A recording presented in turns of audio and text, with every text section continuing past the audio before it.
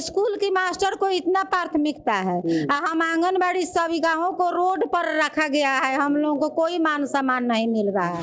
एक तरफ सरकार कहती है कि कुपोषण भगाओ, मृत्यु दर घटाओ, बच्चा को स्वस्थ रखो, समय समय पर टीकाकरण होना चाहिए, उसको पूरक पोषाहार देना चाहिए। एक सेविका है जो सारी काम में मदद करती है सरकार को, वो खुद अपने आप को 6,000 की महीना में कुपोषित का शिकार बनी हुई है। तो सरकार हमारी हम लोगों को से 8 घंटा काम करावे और 8 घंटा की हम लोग की उचित मानदेय के रूप में दें। तो अगर मानदेय देती है तो हम लोग की सीमा की समाप्ति करें। जब तक हम स्वस्थ रहेंगे, कार्यरत रहेंगे, तब तक हम अपने समाज की सेवा करेंगे। चलिए, जहां बिहार सरकार में एवं केंद्र सरकार या जो तमाम अन्य राज्यों की सरकार है उसमें जो व्यक्ति काम करते हैं उनको सेवानिवृत्त होने पे कुछ ना कुछ रुपए मिलते हैं, लेकिन सोचिए कि ये जो महिलाएं देख रहे हैं जो सेविका सहायिका के रूप में काम करती है, ये बच्चों को प्रारंभिक शिक्षा देती है और बच्चे वहीं से सीखकर आगे की पढ़ाई में जाते हैं। लेकिन जब ये रिटायर हो जाती है तो इनको रिटायर के नाम पर केंद्र सरकार द्वारा ठेंगा दिखा दिया जाता है, मतलब 1 रुपया भी नहीं मिलता है। और हालत यूँ होता है कि अगर बाल बच्चे हैं तो इनको अच्छी परवरिश करते हैं, खिलाते पिलाते हैं। अगर किसी का बाल बच्चे नहीं है या उनमें मतभेद है तो इनको कई तमाम तरह की परेशानियां उठानी पड़ती है। यहाँ पे एक चाची है, बुजुर्ग है, कितना साल से रुआ काम करता नहीं? हम तो 84 से काम करते हैं। हाँ, कितना दिन बाद रिटायर होके वाला बने रुआ? अब हिमानी देते हैं।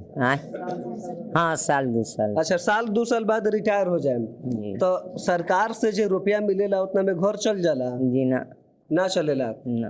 तो का मांग बा, का सोचता नहीं जो मांग रहा करौनी के? चलिए, अब क्या कहेंगे? ये दीदी को राम सखी दीदी, इनका राम सखी जी नाम है, इनको तो अपना चिंता सता रहा है कि अब 2 साल में हम रिटायर करेंगे तो जाएंगे कहाँ। क्योंकि इनके द्वारा 1984 से ये केंद्र प्रायोजित कार्यक्रम जो बाल विकास योजना में काम कर रही है, ये सेवा दे रही है। लेकिन अब इनको अपना चिंता सता रहा है कि 2 साल के बाद फिर हमको तो खाली हाथ लौटना पड़ेगा। तो मैं बिहार सरकार और केंद्र सरकार से ये आग्रह निवेदन करूंगी कि जो महिलाएं रिटायर कर रही है, जबरन 65 साल पर इनको रिटायर कर दिया जाता है, तो इनके लिए भी सरकार सोचे। अगर नहीं सोच रही है, नहीं दे रही है, तो ये रिटायरमेंट है ये नहीं है तो इसमें से उम्र सीमा को ही हटा दिया जाए, 65 वर्ष नहीं किया जाए। जब तक जिंदा रहेगी तब तक अपना केंद्र चलाती रहेगी, जो मानदेय मिलता रहेगा और इससे इनका काम चलता रहेगा। क्या करें? उम्र सीमा हटा दिया जाए, जब तक सेविका जीवित रहेगी, काम करने लायक रहेगी, तब तक अपना काम करेगी, मर जाएगी तब तक हट जाएगी। सीमा हटाया जाए, जब तक स्वस्थ रहेगी तब तक काम करेगी। चलिए, यहाँ पे एक और चाची है और इनसे भी बात करेंगे कि कुछ साल बाद रिटायर हो जाइएगा आप, तो में रिटायर जो बहुत लोग है कर रहा है कि जब आप लोग भी रिटायर हुई तो आप लोग को भी 4-5 लाख रुपया मिले।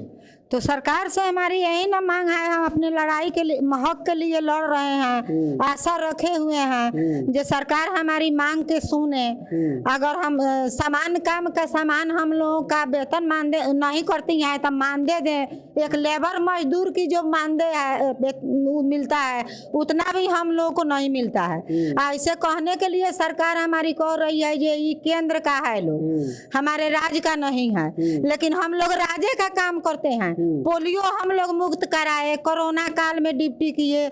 जब हम लोग अपने पोषक क्षेत्र में काम करने जाते हैं तो घर घर महिलाओं से पूछते हैं को गर्भवती है, गर्भ से लेकर के मृत्यु तक का काम हमारी सेविका बहने का है। जब हम बच्चे को स्कूल की शिक्षा दे देते हैं, वो बैठने लायक, बोलने लायक संभल जाता है, तब वो स्कूल में जाता है। तो स्कूल की मास्टर को इतना प्राथमिकता है, हम आंगनबाड़ी सेविकाओं को रोड पर रखा गया है, हम लोगों को कोई मान सम्मान नहीं मिल रहा है। तो सरकार से हमारी कहना है जो हम लोग को अतिरिक्त काम का अतिरिक्त मानदेय दें। 4 घंटा जो उनका कहना है, जो 4 घंटा सेविका हमारी काम करती है तो 4 घंटा के बदले में हम लोग से 8 घंटा वो काम करावें। जब हम किसी के खेत में मजदूरी करने जाते हैं, वो भी सुबह के समय में जाते हैं, तो सुबह से लेकर 1 बजे तक हम जब सरकार के काम करेंगे, 1 बजे के बाद हम किसके खेत में मजदूरी करने जाएंगे। एक तरफ सरकार कहती है कि कुपोषण भगाओ, मृत्यु दर घटाओ, बच्चा को स्वस्थ रखो, समय समय पर टीकाकरण होना चाहिए, उसको पूरक पोषाहार देना चाहिए। एक सेविका है जो सारी काम में मदद करती है सरकार को, वो खुद अपने आप को 6,000 की महीना में कुपोषित का शिकार बनी हुई है। उनका बच्चा का पालन पोषण कैसे होगा, उनका बच्चा अच्छा स्कूल में कैसे पढ़ेगा। और दूसरे के बच्चा के लिए हम लोग सब राय सुझाव देते हैं, तो ये तो हमारी सरकार की तरफ से दिक्कत है जो हम लोग को सही भरण पोषण के लिए हम लोग को उचित पैसा नहीं देती है। तो सरकार हमारी हम लोगों से 8 घंटा काम करावे और 8 घंटा की हम लोग की उचित मानदेय के रूप में दें। तो अगर मानदेय देती है तो हम लोग की सीमा की समाप्ति करें। जब तक हम स्वस्थ रहेंगे, कार्यरत रहेंगे, तब तक हम अपने समाज की सेवा करेंगे। हम लोग को पैसा मिलना चाहिए, और नहीं तो हम लोग को जब उम्र सीमा लगाई है तो हम लोग को वेतन मान करें और रिटायर होने के समय में हम लोग को कुछ लाभ दे 5 लाख रुपया की, जिससे हम लोग अपने मरते दम तक अपना गुजर बसर कर किसी के आगे हाथ न फैलाएं।